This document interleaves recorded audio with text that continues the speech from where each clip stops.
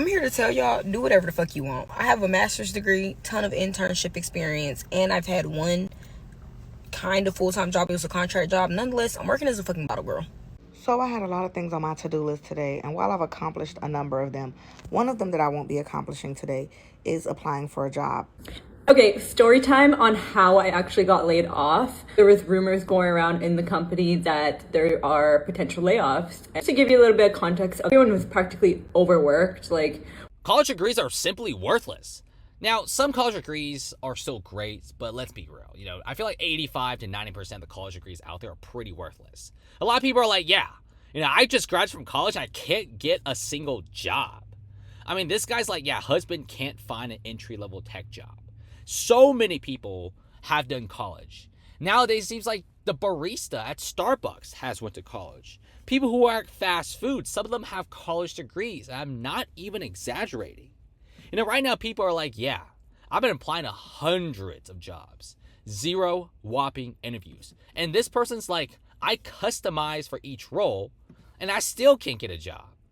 I mean, this guy's like, yeah, I've been applying to hundreds of jobs, 570 jobs, and I still can't get anything. At this point, college is kind of useless.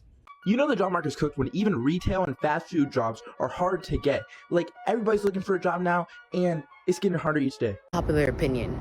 I personally think that if you have not applied for a job in the last 2 years, you should not be able to give people advice about how to get a job in this current market. Because this current market, have you seen what is in the water in this current market? It's crazy. Unless you're a recruiter, unless your job is really giving people advice, I personally think I don't want to hear what you were doing in 2020 when everybody had jobs. I want to see results. I want to see who did you help get. So there is something that is really interesting happening in the job market. And I think a lot of people who are at not even super senior levels, but, at least 8 to 10 years under your belt. This has happened to me numerous times. A lot of people I've talked to, this has happened to them as well, which is that because I've now had several roles where I've gotten to the final stage and have not gotten the job. Okay, so if you love someone who is unemployed or looking for work right now, I need you to understand what they're dealing with. And for context, I lost my job 3 times in 3 years, and I started a free community where unemployed people and job seekers could come together and support each other, network, and connect during this time. We have 4,500 plus members in Rise, and the data that I'm about to share with you comes from the last 6 months, where we had 2,413 new members join. Every new member fills out an onboarding survey. So this encompasses the last 6 months. So we'll talk about the data first. 70% of Rise members who were laid off have been unemployed for over 6 months. 21% have been unemployed for over a year. 55% have applied to over 100 jobs, and 7% have applied to over 1,000 jobs. 85% of the 2,413 people that joined in the last 6 months have been ghosted after making contact with a human being. 51% have fallen for a scam job. 55% of the people that were laid off did not receive any severance, and 74% of the people who are not working right now are not receiving unemployment benefits. So what does this all mean? Long-term unemployment, which is defined as being unemployed for 6 months or more, is the norm. You can apply to hundreds of jobs and not expect so much as an answer. Corporate responsibility and social services are not supporting us anymore. So if you're watching somebody who you love and care about going through this right now, please understand that they're not picky.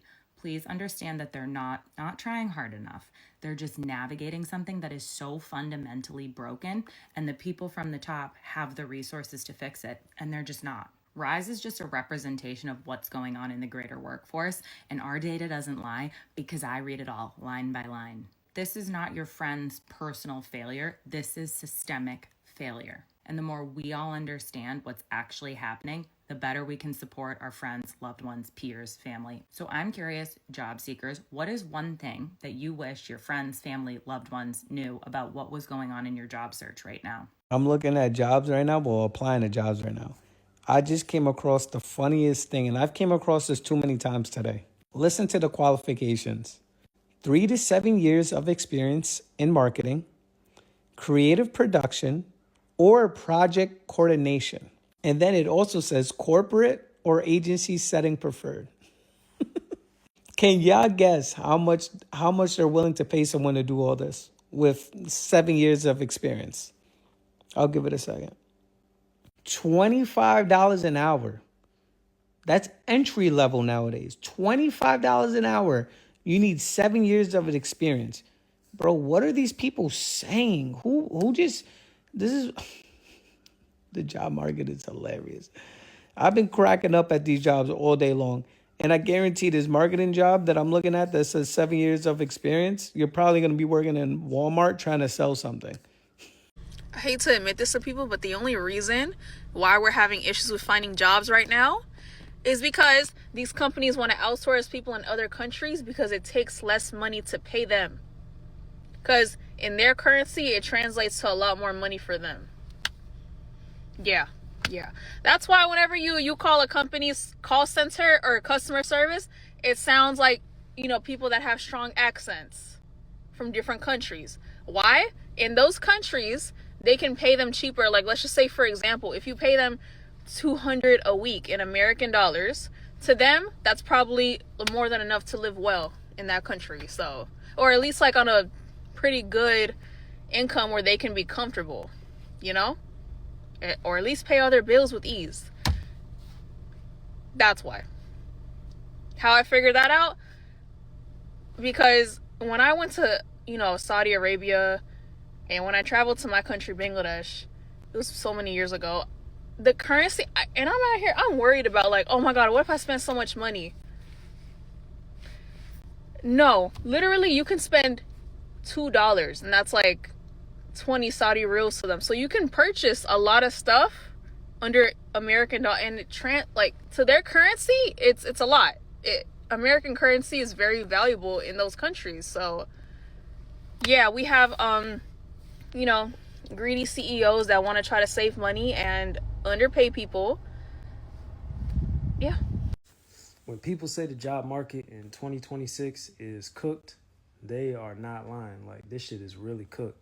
Like, I had a job interview, and it was last Monday, right? I had a job interview on January the 19th, and the job was for Frito-Lay, truck driving job, food service, right? And, when I applied for it at first, I didn't even really think that they was going to even give me an interview. But then like a few days later, they sent me an email saying, yeah, come in for an interview. We want to interview you. So I'm like, all right, cool. I go up there, to the Frito-Lay place to do the interview. And, the interview, I thought the interview went, okay. I thought it was a pretty good interview. You know what I'm saying? I got interviewed by 2 women. I don't even know if that actually matters, but, that's what happens. So fuck it. So I got interviewed by 2 women, and they both asked me questions. And every single time I answered, they both like wrote down, like little notes about what I said for each question, whatever, right? So the interview's over, and I shake both their hands, right? Leave. And I'm thinking like, okay, it was a pretty good interview. I think it went pretty good. I didn't say anything crazy. I didn't say anything like, crazy or anything bad or anything like that. So I'm like, okay, they might fuck with me. That was on January the 19th.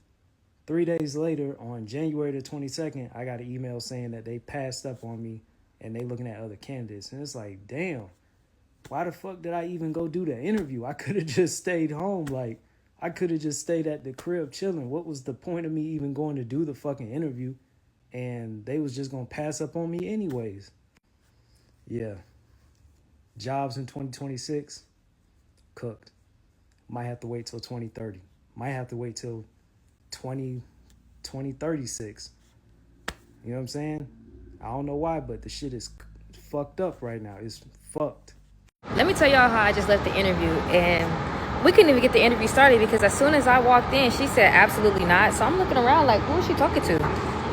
And she gonna tell me turn my head side to side. So I do it, and she was like, your tattoos. And I'm like, my tattoos is religious. It say God, only God can judge me, not you.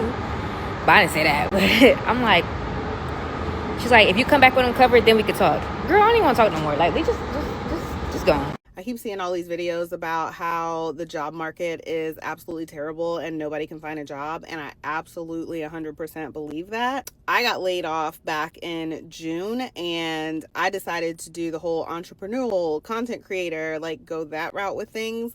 But I can't help but wonder, like, what is everybody else doing? Like, how are y'all paying your bills if you're not a content creator? I see so many people on here saying they've been out of work for a year, 2 years. Like, what do y'all do? How do you pay your bills? I'm actually mildly concerned because there's so many people trying to get into content creation. There's so many things that are changing. Like, there's no stability in anything right now, and people can't find a job. I've never been concerned about finding a job. My resume is impeccable, if I must say so myself, but like, so is everybody else that's gotten laid off. So I'm kind of like, whew. Just in case this whole content creator thing doesn't pan out, I need to know what y'all are doing just in case I need to pivot again. So what are y'all doing? What do you like? How y'all pay your bills? What do you do? Okay, genuine question. What are people doing that graduated college, got a degree, are tens of thousands of dollars in debt, and can't land a job? Like, I've heard this story so many times from so many different people that they went to school, they're overqualified if anything, and they still can't land a job. Like, what are these people doing? Like, because they have debt to pay, are they just like mooching off their parents? Like, do they just work a minimum wage job? Like, how are they surviving? I don't get it. January was the worst month for jobs since 2009. Worst January since 2009. Obviously, COVID had a couple worst months. That was the depths of the global financial crisis. Jerome Powell looks really bad here, and we were going into a hawkish Fed. That's not good. AI was cited for 8% of job cuts, 7-8%. Like, duh. Has anyone been around, like, does anyone go into the real economy and try to figure out how hard it is to get a job? Or are we listening to PhDs drive our economy? Is that what we're doing? PhDs and billionaires and elites? Oh, the job market's great. Okay, bud. Okay. Everywhere is hiring. Gen Z is just lazy and they don't want to work. Thanks for coming into the 7th round interview. I do want to let you know that we did hire internally about 4 rounds ago. So why do you think you're qualified for this job? What does a master's degree in the field have to do with anything? So it says here you would like to be paid a little above minimum wage. We were more thinking about a kiss on the forehead every 2 weeks. So you would be working for a minimum of 80 hours a week. And if you ask about overtime pay, I'm gonna start crying. So honestly, this interview was perfect. However, you did not pledge your undying loyalty to the company. So we're gonna move on. You're actually overqualified. So, get out of here. What does vacations have to do with this? You're gonna be working? Vacation. You'll get an interview for a job and they'll straight up tell you, yeah, we're trying to expand this job position into like 3 other fucking jobs, but we're not gonna up the pay or anything like that. Are you interested? Like, that doesn't that sound great? We're trying to, allow our workers to grow their resume, get them a little bit more experience and some more things, so that they can, prosper within the company and move up the ladder of. Can we tell them that they can move up the ladder? No, like they're asking, like, can they actually move the ladder? Like, can they get a better job position from the one that they started with? Because what the fuck do I say? What am I supposed to say? So yes, this will be an expansive position where we are. Pretty sure I'm about to get laid off from my 9 to 5 right now, so come with me to my meeting. Difficult news to share, and that's why I've asked HR to join me. As you have seen, our business environment and organizational structure have shifted in many ways since we began our company transformation. And as we move forward with fewer brands and consolidated functions, we need to make some additional changes. And as part of this restructuring, your positions have been eliminated. The decision is not a reflection on anyone's performance, but it's based on what the broader business needs. I know it's super hard news. I'm going to turn it over. My apologies for the nature of the call today, and I apologize for the difficult decision that has been made that is impacting you. And I truly wish you nothing but the best as you move forward. Called it. Happy New Year. I just got laid off. That's never happened to me before, so I guess new life experiences, right? If anybody has any advice, it'd be great. So who's gonna tell me that I can't get a job? Who's gonna tell me that I'm just not gonna get employed, ever? It's so annoying to log onto LinkedIn every single day. See job openings. Oh, we're looking for people, blah, blah, blah, blah. I apply, nothing back. I get absolutely nothing back. I genuinely am starting to lose hope that I'm never gonna find a job. But I found this app that has been bringing back some of my hope. It's called Sprout. It's basically like Tinder for job searching. You just log on, upload your resume, and the AI will make a tailored cover letter for each of the jobs that you apply to. Just swipe right. I just swipe right on every single job on there. Times is hard, people. Get on Sprout. I got this question on Instagram and I really wanted to address it because I know a lot of students that graduated during COVID had difficulty finding full-time positions, even now probably still have. So what can you do to stand out? I would say the first thing you need to do is network. You need to spend more time networking on LinkedIn. You need to spend more time reaching out to your professors or peers, anyone that you could think of, even your mom's friends or dad's friends. I don't know. You never know who might know somebody that is looking for an intern or an engineer. I'm saying intern because if you don't have any experience and you graduated a while back and you still haven't gotten a job, just apply for internships. They're great. And it's also a stepping stone into like building a relationship with the company. They get to know you, you get to know them. That internship can turn into a full-time position. Something else that you can do, and I'm not saying go back to school, but you could go back and get a master's or a PhD if if you're interested, if that's something that you have been thinking about, definitely do it. Take one singular class to improve upon your coding skills or whatever it is that you're trying to do. You can also get certified for specific skills or things like that through LinkedIn or Udemy. Just show that on your resume. Show that you have been working on personal projects, developing your skills, that you never stopped growing. As a fired Fed, things I did not expect when losing my job included finding out what was going to happen from the media instead of my chain of command.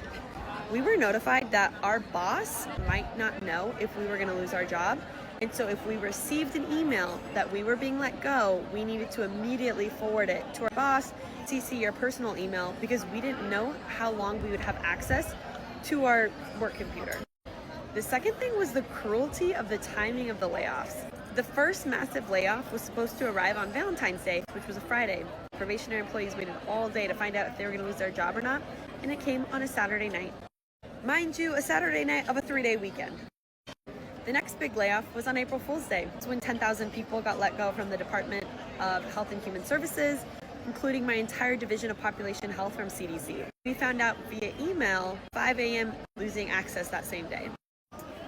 It's not losing your job, it's seeing democracy crumble and then having them stab the knife and twist it. If you follow me, I'm sorry, I'm gonna keep talking about this, but I got laid off from Microsoft. My boyfriend also got laid off. He didn't work at Microsoft, he worked at a boutique consulting firm, but he was Canadian, so he basically got deported and had to leave back to Vancouver. When I found out I got laid off, I was just like, great, now we're in the same boat, and the only saving grace I have right now is that my lease ends next week, so I don't have to worry about paying rent, and my family lives in New York City because I'm from here, so I'll be able to stay with my sister or my parents or something like that. But I really feel for anyone who's not from America and you got laid off and now your visa is expiring, and if you don't find a job in time, it is such a stressful experience. In general, getting laid off is such an emotional roller coaster because when it first happens, and this is coming from someone who doesn't have a dependent or any serious responsibilities, which I'm grateful for at the moment, but at first it's a shock. And then you get a little bit happy because you're like, all right, I'll have some time to myself. Maybe this career path wasn't right for me. I'll figure things out. And then you're like, oh shit, what am I going to do? Because I'm not having a steady income come in. And then you're like, okay, but I'll have a severance for a few months. It'll be okay. And then you're like, but the severance is going to end soon. So you just keep flip-flopping back and forth. And honestly, I did not expect TikTok to be a form of coping for me. Honestly, talking to my phone has been really helpful. real talk right now, but when is the last time you were unemployed? Because if you have not been unemployed in 2025, you have no idea how difficult the job market is right now to find a job. Honestly, I used to work for LinkedIn, and I have a ton of feelings and thoughts about why that platform is not really supporting people in their job search right now. It's because it really is geared towards companies, and companies have inherent biases towards people who aren't actively employed. They believe that those people are like a less desirable population. But if you see a job description and it says you need 5 years of experience and you have 5 years of experience, I don't believe that the timing of that experience should impact it. This is the same thing that holds women who have children back from re-entering the workforce because they have experience from prior to taking their maternity leave, and it makes it so much more difficult. It also creates resume gaps. And what we are going to be seeing in this market is more resume gaps and more people who have had to take a break from what they, typically do because there are just fewer jobs right now in the market. There's not as much investing from VC and from the stock market into organizations right now. There's not a lot of money getting pumped into companies for their growth and for their hiring. And so companies have to be very selective about hiring employees. And a lot of times they will just default, or they're going to try to embrace AI transformation to limit the amount of employees that they have to hire because it will be cheaper to use AI over real humans. I do not agree with this. I believe that we need to bring back humanity into hiring, which is why I am trying to bring people together who live in Denver next month for a rooftop charity fundraiser to support people experiencing unemployment, because just because it's not happening to you right now does not mean that it cannot happen to you. And I really want people to feel like they can enter a space where they can have the opportunity to get connected with net new opportunities. So if you live in Denver and you're interested, link in my bio. And if you just want to support and you don't live in Denver, you can buy a ticket on behalf of someone else who is experiencing unemployment, and that karma will always come full circle, come back around. Let me know what you think in the comments. Mwah. If you're currently unemployed, I'd love to know how long you've been searching for a job. I'm coming up on 11 months, and I was in the field of tech HR. I'd love to know what industry you were in, or if you're underemployed, meaning you took a job that was like a pay cut or not really what you were looking for because the market really sucked. I'd love to hear, I'm underemployed and I am unable to find work. I think there's a lot of us out there, and I don't really think the statistics that I'm seeing really reflect how hard it is out here for all of us. So sending you good vibes.